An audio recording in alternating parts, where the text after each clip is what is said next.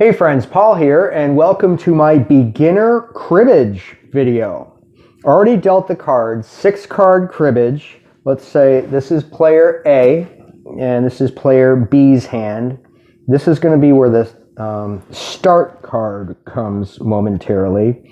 But let's say A dealt to B. So A is going to have what's called the crib. Both A and B need to choose 2 cards from their hand that they want to put in the crib.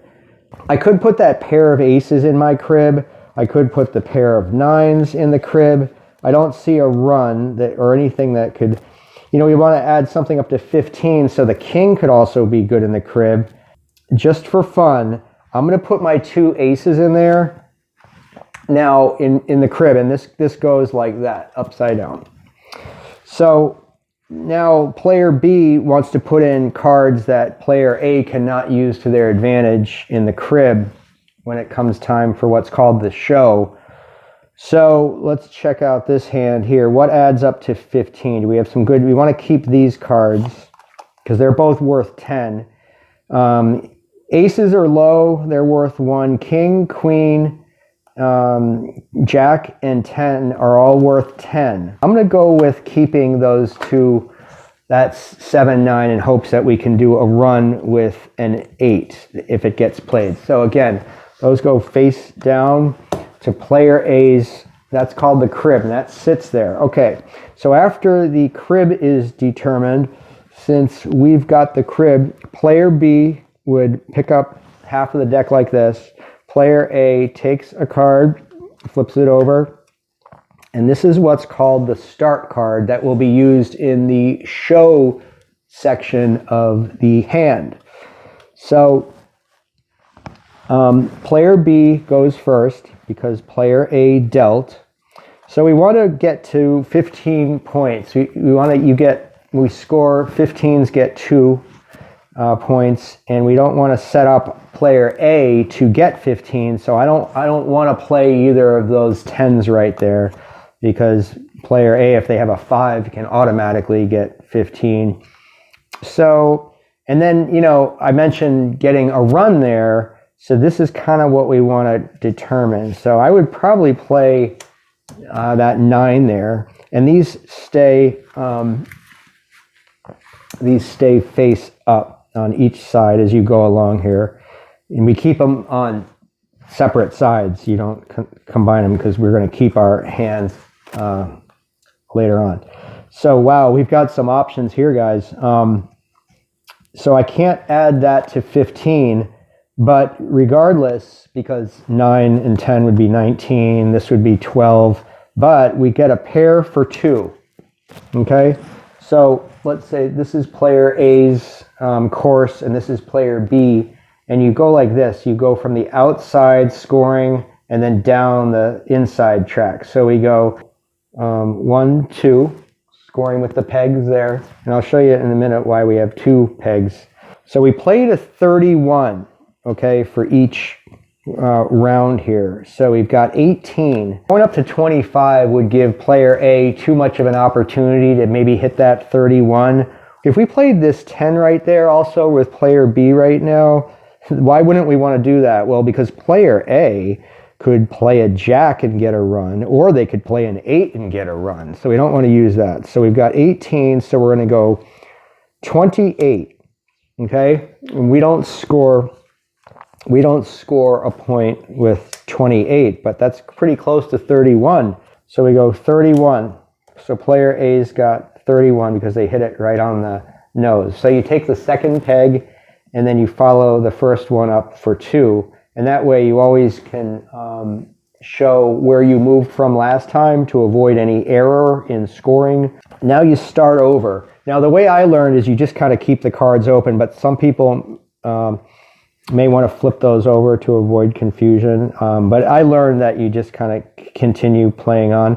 So since we had the last card, if it was just the last card, we would have gotten 1 point, but we hit 31 on the nose, so it's 2. So then player B resumes. And again, we don't want player A to get a 15, so I'm going to say 7. We're starting back at 0 because we hit 31. And then let's see, we hit 7. So maybe I'll just say 17. And then 27. Okay, we haven't hit a pair or anything like that. So 27. Now I have to, player A has to say go, because 27 plus 9 is 36, and that's over 31. So if we go surpass 31, we have to say go. And that means that player B played the last card that was closest to 31. So player B gets 1 point here. And so we go right there. So player B got 1 point, but player A still has this 9. So we put down the 9 and say 9. Player B has to say go, so player A gets last card, 1 point on that one. Now we're going to move on to the show portion. How we do that is we use this start card as mentioned, and we play our hand that we had off the start card. And the person who is dealt to goes first. So right away, the first thing we want to do is look for 15s. Well, we don't have any 15s. We do have a pair. And do we have a run? No, we don't have a run. Also, if we had the jack of spades, that would be a knob for 1. That's called the jack that matches the start card suit, but we don't have that. So from what I'm seeing, we don't have anything going to 15. So we have pair for 2 is all we have for player B on this one. So again, take that second peg and move it 2 past that first peg. Okay, now player A plays against the start card. Do we have any 15s? No, we don't have any 15s. Do we have any runs? No, but we have a pair very similar to player B's show portion of the hand. So we have pair for 2. And as far as I'm seeing, that's all we got, folks.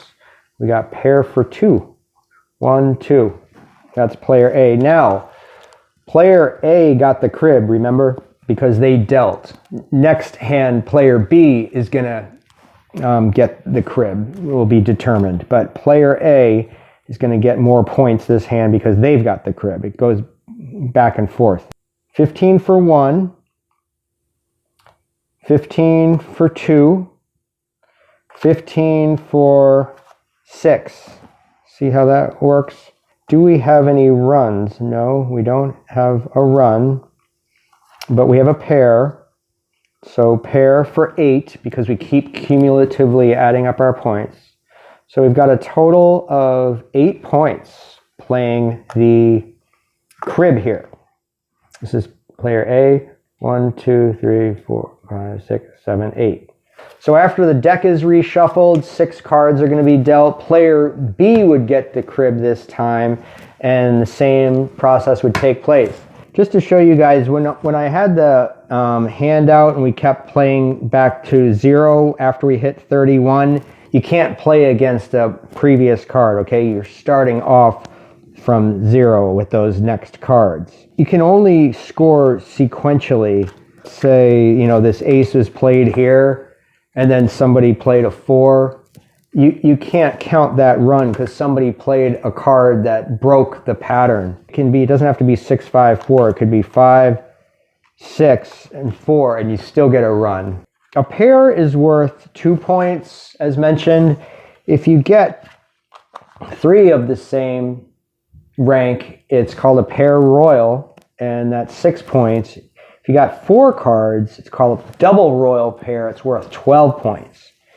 And in the show portion of the hand, you can get a flush if you've got 4 cards of the same suit. It would count for 4. Only in the show, not in the play portion of the game. And if we had another club, instead of, say, you know, that was, say this was the 6, we count 4. And then if that were another club and we had all clubs here, you could count 5. But if you've got a different suit there, you can't count this as 4 for the flush.